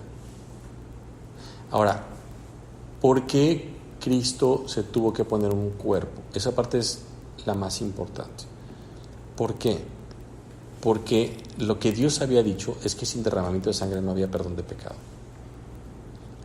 Por eso a nosotros, los que venimos de Iglesia Católica, que en algún momento vimos esa frase que decía: he aquí el Cordero de Dios, se quita el pecado del mundo, que es una expresión para mí de lo más hermosa y que es bíblica, de lo más hermosa. O sea, a nosotros se nos decía romántica, pero el judío no. Para un judío, ellos estaban acostumbrados a cada fin de mes, cada semana, sacrificaban un cordero para cubrir sus pecados, porque así Dios lo estableció. Eso sí lo sabes. Okay. Entonces, quienes trabajamos en algo repetitivo, pues tenemos ya la terminología tan clara que llega un punto donde ya cobra un sentido. Entonces, un cordero para un judío no lo podía relacionar, y perdón, con todo respeto, como nosotros con una birria, lo digo con mucho respeto. El judío era el instrumento que Dios había establecido. ¿Para qué? Para cubrir mis pecados. Punto. Cubrir, no quitar, cubrir. Lo cual, cuando un día llega un hombre, 4,000 años después, 3,000 años después, como casi 4,000 años después, y la primera expresión que se dice de él es: he aquí el Cordero de Dios que quita el pecado del mundo. Pues a los judíos les explota la cabeza. Espérame, porque ¿quién entregaba el cordero para el perdón del pecado? ¿Se acuerdan? El titular de la familia. Él entregaba un cordero para el perdón de toda la familia. Y entonces llega y le dicen: el cordero de Dios. Y pues, ¿Dios por qué tiene un cordero? Y que ¿Y qué pecado va a expiar? Pero déjame eso. Dice que lo quita cuando todos los anteriores lo cubrían. Lo quita. Entonces, el principio para los judíos era, de verdad, nosotros decimos, ay, no, es que son bien tremendos. No, era muy fuerte para ellos. Porque era decir que el Cordero de Dios, decían, o sea, ese Cordero de Dios, tenía que ver con su origen y con su sentido de propiedad. O sea, era propiedad de Dios, pero también era de origen divino. Entonces, cuando Dios siempre ve a Cristo como un Cordero, el cual va a sacrificar por el pecado de todo. Juan 3:16, de tal manera amó Dios al mundo que dio a su Hijo unigénito para que todo aquel que en él cree no se pierda, mas tenga vida eterna. Entonces, Cristo muere por todos, por eso es el Cordero de Dios. Y como este Cordero no ha pecado, puede quitar el pecado de toda la humanidad sin ningún problema.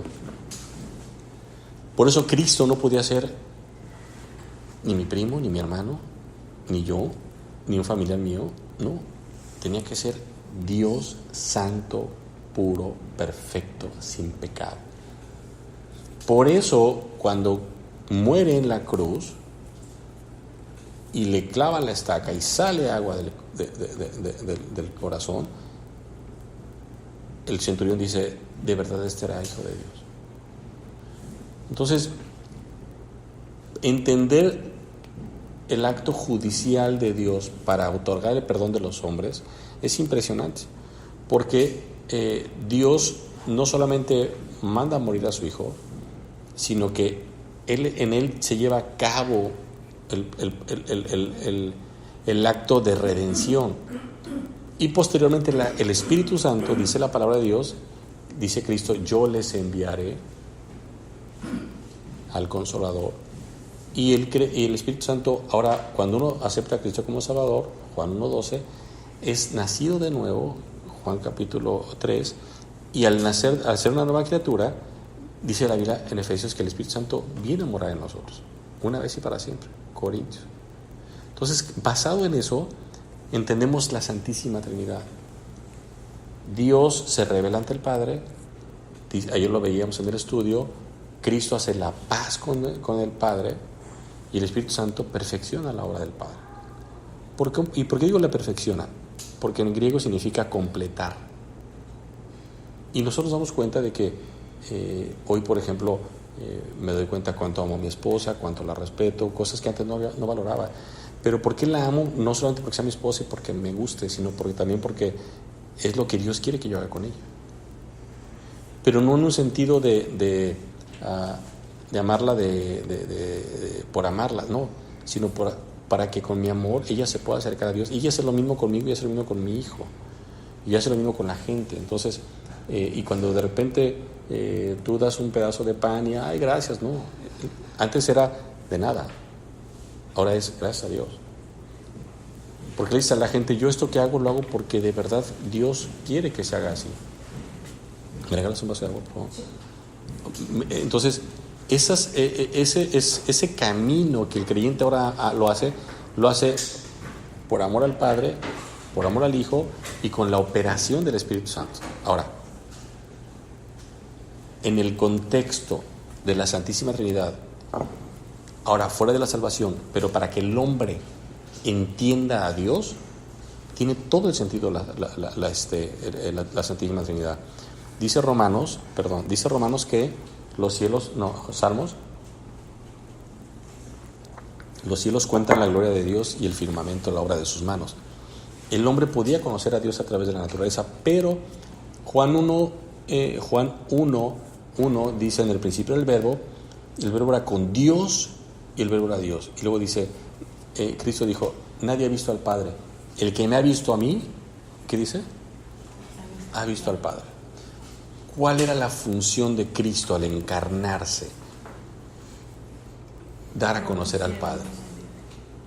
Nosotros sabemos cómo Dios ama porque vemos cómo Dios amaba a los apóstoles.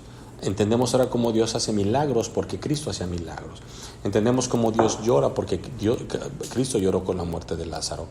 Es decir, ya era, yo le decía a mi hijo antier, que tienen que aprender a obedecer a nosotros, sus padres. Le digo, mira, hijo, porque hay un principio bíblico que dice que si no me amas a mí que me ves, pero yo no dije amar, lo utilicé para decirle, si no me obedeces a mí que me ves, no vas a obedecer a Dios si no lo ves. Y lo dice la palabra de Dios, dice primera de Juan, si no amas al que ves, pues ¿cómo vas a amar a Dios que no ves? Entonces nosotros tenemos que entender que lo que Cristo vino es enseñarnos el amor de Dios. Y el Espíritu Santo se encarga de mostrarnos la parte emocional de Dios. Dice 1 Corintios 13 que el fruto del Espíritu, 2 Corintios, que el fruto del Espíritu es amor, gozo, paz, paciencia, benignidad, bondad. Todo, y ahora me doy cuenta que todos los cristianos amamos a otras personas partiendo desde los enemigos, dice Cristo, ama a tu enemigo. Y empiezas a perdonar, y empiezas a gozarte, y de repente que empiezas a experimentar emociones que no las tuvieras, sino que las experimentas desde una perspectiva de Dios. No somos dioses, ojo, no. Estoy diciendo, empiezo voy a decirlo de esta manera. Ya todos aquí tenemos hijos al parecer, ¿no? ¿En qué momento de la vida empezamos a decir, ay caray, ya me digo como mi madre o mi padre? ¿No? De que antes, ay papá, cuando te decía no le hacemos caso, ¿no? Y de repente le das consejos a tus hijos y dices, ya me estoy oyendo como mi mamá. Bueno, eso es lo que Dios hace con nosotros. Empezamos a obrar y a actuar y a sentir como sentiría Dios. De que ya no puedes ver a alguien que tiene necesidad y hacer como que pues que se rasque con sus uñas, sino ya es una compasión, porque es lo que Dios. Por eso nosotros somos una asociación que se llama Dar de Gracia, porque el principio es ese, dice Cristo, da de gracia lo que recibiste de gracia. Entonces ya no es un tema de que te doy porque sé que al ratito te la cobro, o ya tengo un punto a mi favor, entonces yo ocupo algo ahí, ¿te acuerdas de aquella vez? Que no. Por eso habla del buen samaritano, que cuando se va le dice, ahí anótamelo, porque le metas a este hombre de dinero, yo lo voy a pagar. Entonces ese es el principio de la Santísima Trinidad, que tiene una función cada uno con el carácter que tiene que ver con cómo vamos conociendo a Dios. Nadie podría conocer el amor de Dios, nadie podría entender el amor de Dios sin voltear a la cruz y ver que a Cristo no lo detuvieron los clavos en la cruz, sino lo detuvo el amor hacia nosotros. No podemos entender a Dios, su amor, si yo no sintiera el amor de las personas. Por eso, miren, hay una gran responsabilidad de los padres en relación a los hijos, porque somos la primer figura de autoridad que los niños conocen.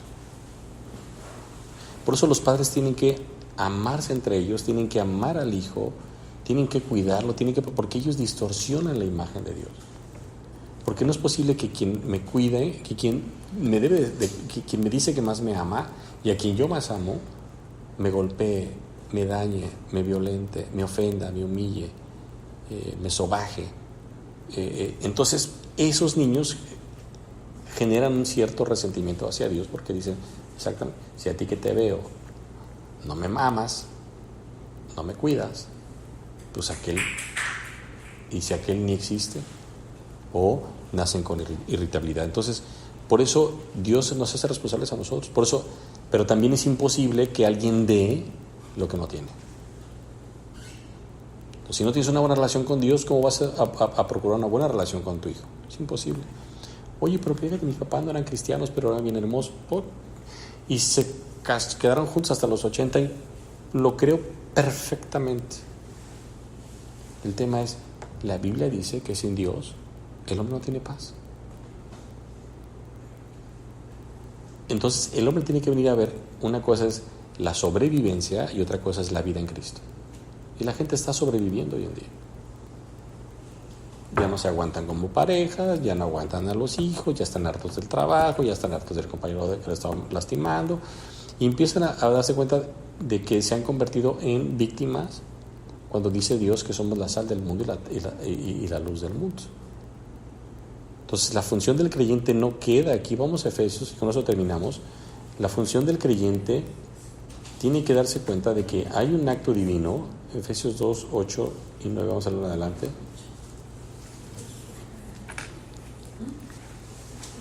Dice, ¿no? Ama a tu prójimo como a ti mismo. Sí. Pero también que uno perdone al peor enemigo. Pero hay veces, ese es lo más difícil, perdonar. Si yo tengo un hijo y lo matan, pues la violan a una de mis hijos. Es muy difícil perdonar. Miren, Imposible casi. hay un principio. Ya.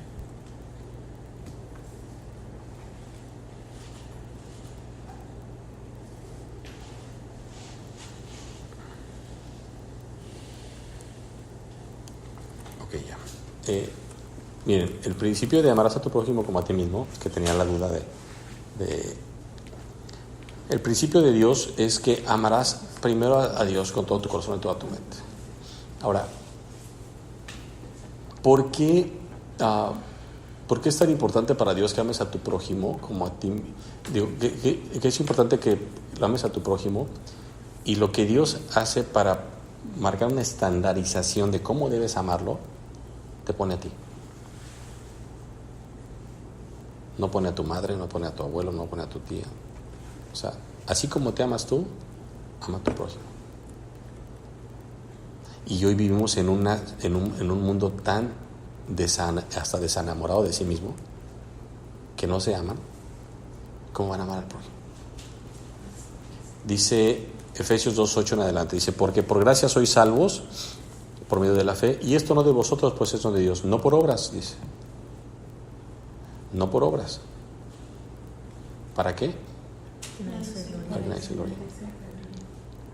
Entonces la salvación es un acto divino que tiene que ver con gracia inmerecida, y donde dice Dios, no por obras. No por obras. Pero, dice el versículo 10, porque somos hechura suya. ¿Quiénes son hechura suya? Los que han sido salvados. Versículo 8. ¿Te queda claro? O sea, dice, por gracia sois salvos por medio de la fe, y eso no de vosotros, pues es no de Dios. Los salvados son hechura suya, creados en Cristo Jesús, que dice, para buenas obras. Es decir, el creyente, las personas no se salvan por obras, pero son salvadas para que hagan buenas obras. Pero tiene una característica, vean lo que dice. Esas obras, dice, las cuales Dios preparó de antemano para que anduviésemos en ellas. Dios prepara las obras, pero no las hace. Es importante entender eso. Entonces, ¿qué quiere decir eso? ¿Que nuestra vida ya está trazada? No. Está predestinada. ¿Qué es predestinar? Bueno, ustedes vienen ahorita vienen aquí de la Leona Vicario. ¿Qué es lo que hace ¿cómo se llama usted, señor? Es que lo conozco como papá de Mireya, pues. ¿Cómo dice? ¿Cómo se llama usted? Yo. Sí. Hermenegildo. Ok, entonces. Más cortito, Gildo menos. Ok, agarra a don Gildo y dice, voy a ir a casa de Rubén. ¿Y él qué hace? Predestina cómo venir. No agarra y dice, a ver, me voy a ir por la carretera y... No, sino marca un destino. La predestinación tiene que ver con que Dios marca un destino para nosotros. Pero, según este versículo, son obras que Dios preparó de antemano para que anduviéramos en ellas. Pero si no queremos andar en ellas, no andaremos. Es decir, no hay un fatalismo de vida. No quiere decir que ahorita yo me siento aquí en la hamaca y va a suceder todo. No. El predestino de Dios es decir, yo para Iracema, para Ariana, yo para Ariana quiero esto para Mariana, para Ariana, quiero esto para Ariana, y quiero esto para Hermenegildo, y quiero esto para Mireya. tómelo. El problema es que, igual que Israel, Dios le promete la tierra prometida, en el ínter se rebelan y dice Dios, no pasa.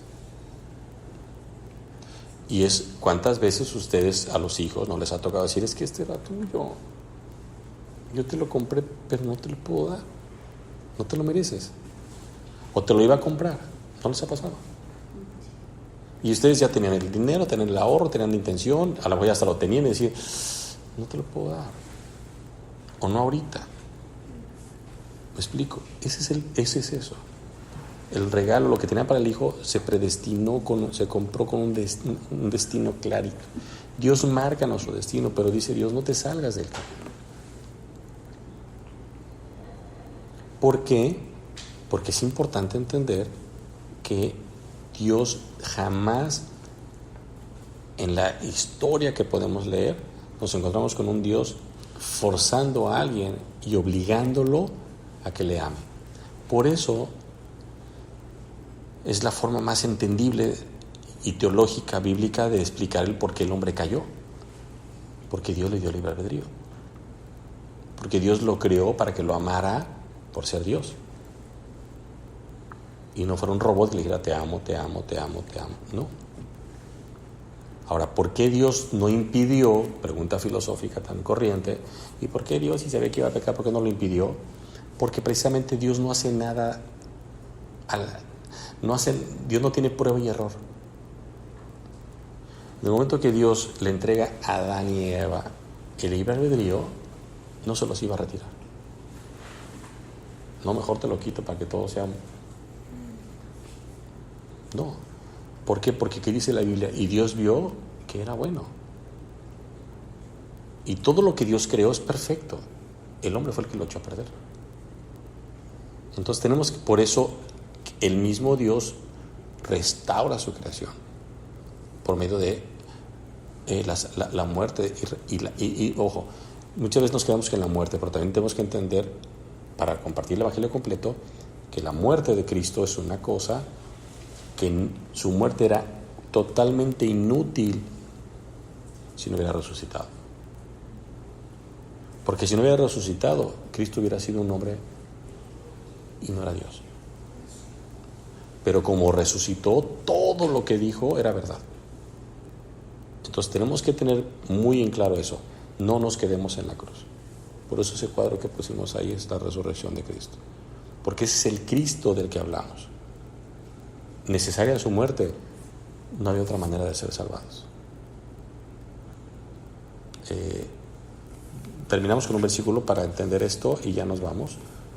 Perdón, pero creo que es importante.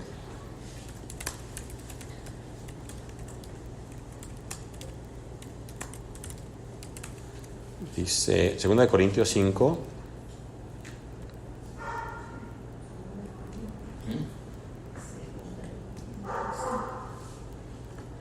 Segunda de Corintios 5, 18.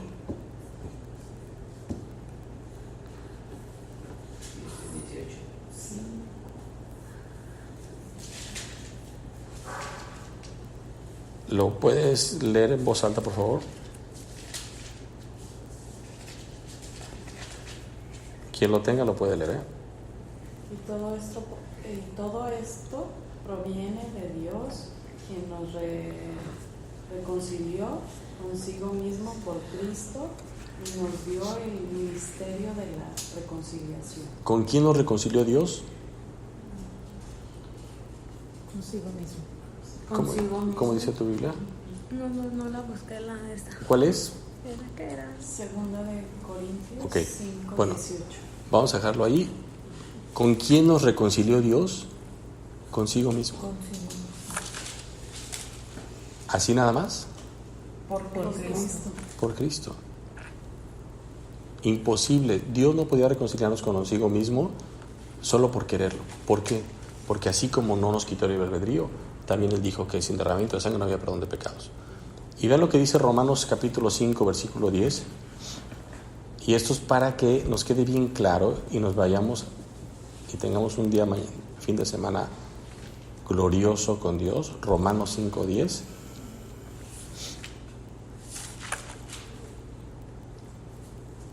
dice, quien lo tenga lo puede leer, Romanos 5:10.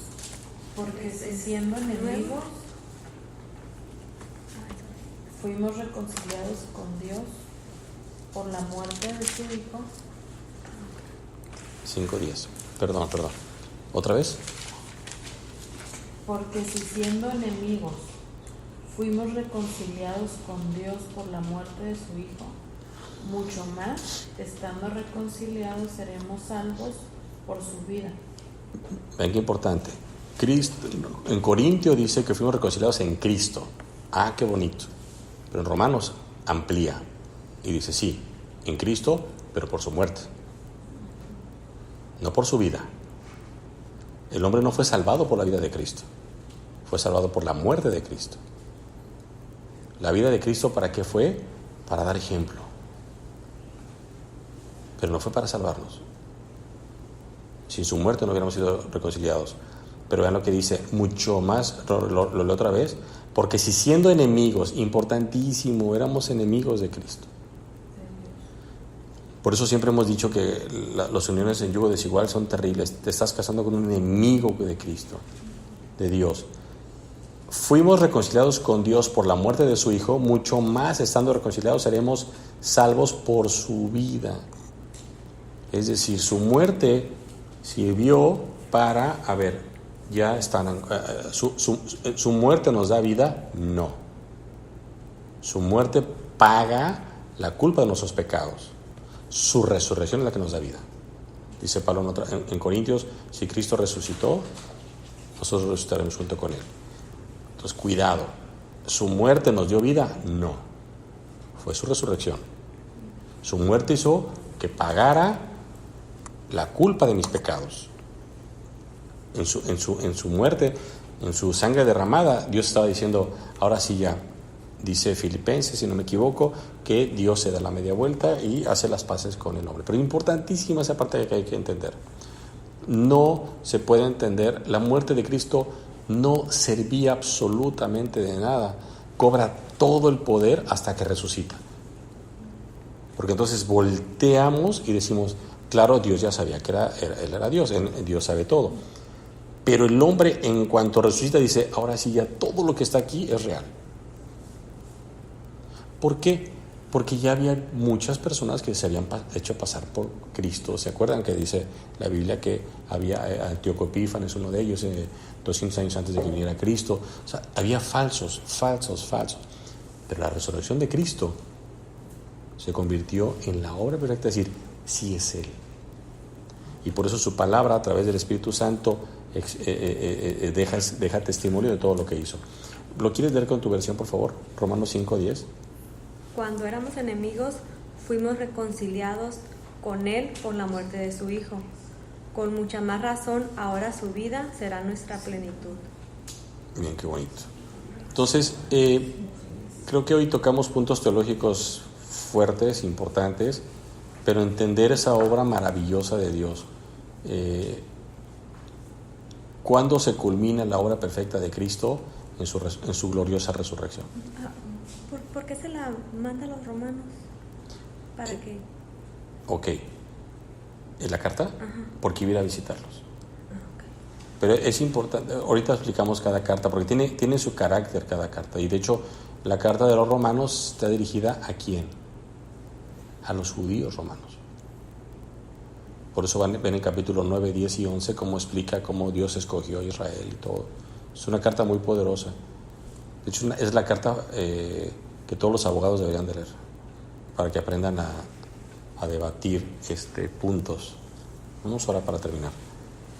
Y seguimos ahora con las preguntas si gustan. Señor, gracias por tu hermosa oportunidad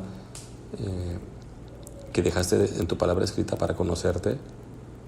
Por favor, no permitas que nunca nos apartemos de ella. Déjanos obedecerte. Déjanos servirte. Que te sientas orgulloso de nosotros porque tu palabra dice que tú tienes una opinión de cada uno. Te pido con todo mi ser por los papás de Mireya. Qué felices nos hace verlos aquí. Esta es su casa, Señor. Esta es tu iglesia. Por favor, haz en ellos tu preciosa obra. Te pedimos también por Ariana, Señor, gracias por su regreso.